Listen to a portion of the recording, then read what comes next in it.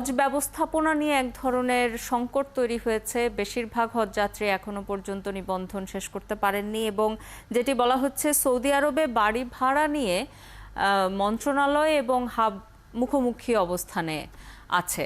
সংকটটা আসলে কোথায়, কি পরিস্থিতি, আমরা একটু জানার চেষ্টা করি। আমাদের সাথে হাবের সহসভাপতি মাওলানা ইয়াকুব শরাফতি যুক্ত হচ্ছেন।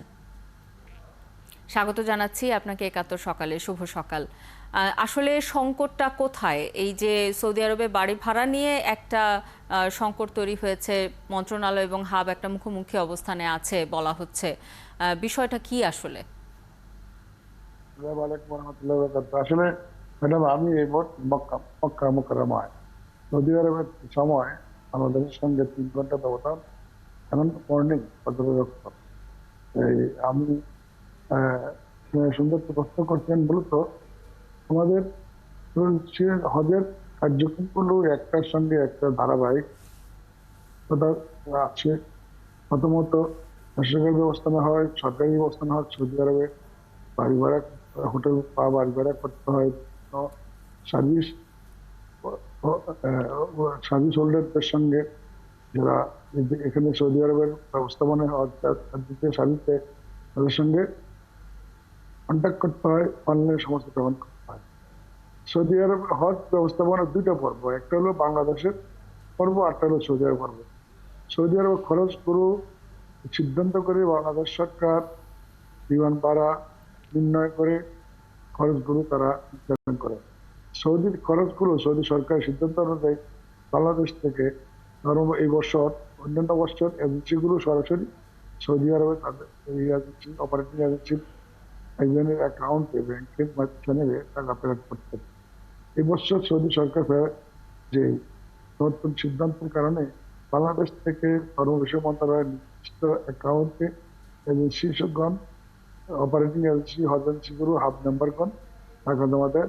তখন মন্ত্রণালয় থেকে তাদের সৌদি আরবের মক্কা শরীফের হজ মিশনের অ্যাকাউন্টে টাকা পেমেন্ট করে। এখন এই ধাপগুলো যথাযথ সময় মতো বাংলাদেশ থেকে টাকাগুলো না আসার কারণে, এবং বিশেষ করে এই বাংলাদেশ থেকে যে অপারেটিং এজেন্সি মালিকগণ, যাদেরকে মুনাজ্জম বলা হয়, অর্গানাইজার, তারা এখানে সৌদি আরবে অর্গানাইজ করবে এই হজগুলো, হজ সেবাগুলো করবে। হজযাত্রীদের বিভিন্ন সার্ভিস প্রোভাইডারদের সাথে এগ্রিমেন্ট করবে, পেমেন্ট করবে। হোটেল, ট্রান্সপোর্ট, বিনামূল্যা সহ এবং বিনামূল্যা সার্ভিস প্রোভাইডারদের সঙ্গে এগ্রিমেন্ট করবেন। এই জিনিসগুলো সৌদি কোম্পানির মধ্যে বাংলাদেশ সরকারের ধর্ম মন্ত্রণালয়ের অধিষ্ঠিত পদ্ধতিতে এক্সিকিউট করতে করার আগে এজেন্সির মালিকদের মুনাজ্জম বিষয় বা মাল্টিপল বিষয়ের ব্যবস্থা করা হয়, যেটা ধর্ম বিষয় মন্ত্রণালয় করতে পারে। ধর্ম বিষয় মন্ত্রণালয় থেকে আগের থেকে, পূর্বের থেকে বিষয়গুলো করার জন্য তারা আসলে উদ্যোগ খুব একটা নিচ্ছে বলে দেখা হয় না, যার কারণে সৌদি সরকার আরবে এখন যে সংকটটা তৈরি হলো, যে অসুবিধাটা হচ্ছে, সেখান থেকে উত্তরণের পথ কি? কিভাবে কি করলে পরে হজযাত্রীরা নির্বিঘ্নে হজটা সারতে পারবেন? আমি বলি, এবং বাংলাদেশ থেকে যে ধর্ম বিষয় মন্ত্রণালয়ের মাধ্যমে যে টাকাগুলো এখানে যে অ্যাকাউন্টে যথাসময় যথাদিনে পুরো জমা দিতে হতো, এবং তার প্রতি যে মালিকদের যারা অর্গানাইজ করে তাদেরকে মুনাজ্জম বলা হয়, তাদেরকে বহুত আগে ধর্ম বিষয় মন্ত্রণালয় নির্ধারণ করছে তাদের সৌদি আরবে আসার বিষয় ব্যবস্থা করে দিত। তাহলে আসলে তাদেরকে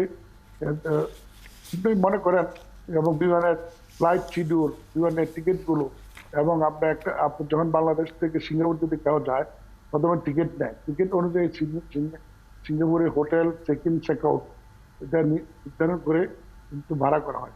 তদ্রুপ হজ যাত্রীগণ কখন বাংলাদেশ থেকে সৌদি আরব আসবে, এবং সৌদি আরব সেই ফ্লাইটের লোকে নির্ধারণ করে সৌদি আরব বাড়ি ভাড়া করে, বাড়িগুলো করে অনলাইনে পেমেন্ট দিয়ে সেভাবে বিষয় করার পরে এখন হজ যাত্রীগণ আসেন। জিনিসগুলো আগের থেকে যদি নাকি আমাদের যারা হজ কার্যক্রমের লোকের জন্য, তারা যেহেতু সরকার, ধর্ম বিষয় মন্ত্রণালয় সহ বাংলাদেশ এখানে মিশন সহ তারা এই কাজগুলো করেন, তারা অতীতে আরো আগের থেকে করতেন।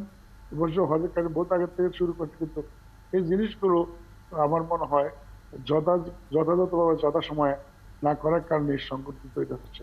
এখন কিন্তু দ্রুত সমস্যাটা তো আসলে বেসরকারি ব্যবস্থাপনায় যে হজ যাত্রীরা যাচ্ছেন তাদের ক্ষেত্রে হচ্ছে, মূলত যেটি বলা হচ্ছে যে 80% বেসরকারি ব্যবস্থাপনার হজ যাত্রীরা এখনো পর্যন্ত ভিসার আবেদন করতে পারেননি, যে কারণে এই সংকটটি তৈরি হয়েছে।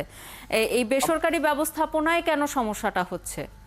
আপনাকে মনে করেন এই বেসরকারি ব্যবস্থা আপনাকে আমাকে যদি হাত পা বেঁধে বেসরকারি ব্যবস্থাপনা কাজগুলো এদেশে করার জন্য ধর্মস্ব মন্ত্রণালয় এজেন্সির মালিকদেরকে বিশেষ ব্যবস্থা করতেন এবং টাকা এজেন্সিরাও সেখানে টাকা জমা দেওয়ার কারণে এই টাকাগুলো ধর্মস্ব মন্ত্রণালয় থেকে দ্রুত সৌদি আরবে ট্রান্সফার করে তাদের অ্যাকাউন্টে দিত, তাহলে এই সংকটগুলো তৈরি হতো না। এখনো সুযোগ আছে দ্রুত এই বিষয় ব্যবস্থা করে এজেন্সির মালিকদেরকে। যেটি আপনি বলছিলেন যে এরই মধ্যে তো চিঠি দেয়া হয়েছে সৌদি সরকারের কাছে ভিসার আবেদনের মেয়াদ বাড়ানোর জন্য। নিশ্চয়ই এই সংকট সমাধান হবে এবং হজযাত্রীরা নির্বিঘ্নে তাদের হজ শেষ করে আসতে পারবেন সেই আশা রাখি। আপনাকে অসংখ্য ধন্যবাদ।